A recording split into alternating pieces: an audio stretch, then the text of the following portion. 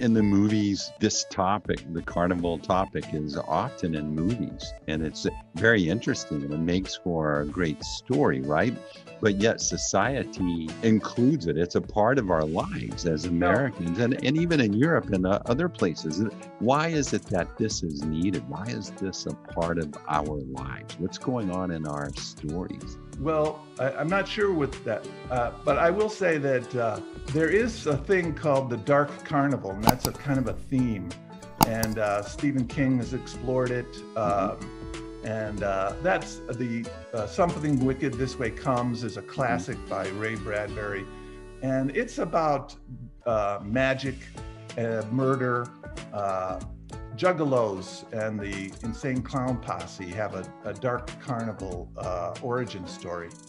And so there's nothing wrong with that. I mean, carnivals they are calculated to be chaotic and to steer you in certain ways, and chaos is scary, and so you can get overwhelmed. They're supposed to overwhelm the senses, and I have no problem with people feeling that enjoying good stories about dark carnivals, but one of the things is I've recently been approached to help write about. There's a new movie with Tom Hanks coming out about Colonel Parker, who started out in carnivals, and Elvis plays a carnival worker in several of his movies. I think in part because of Colonel Parker thought they were interesting, but so carnival workers weren't always looked down on this badly, but they are American, by the way. You mentioned Europe. In 1893, there was a World's Fair in Chicago. It was the biggest in history, and it was amazing. They call it the Whites. A recent book was a few years ago was written about it, The Devil in the White City. It was a white city in the middle of a kind of a polluted Chicago after the Chicago fire, and they had a midway and the first Ferris wheel, and they had sideshows up and down the midway, and and lighting was just coming around, electric lighting, outdoor electric lighting. And so technology was booming. There was a pandemic, by the way, the 1893 pandemic. In a lot of ways, a lot like these times where we have booming technology and a pandemic and an economic crisis.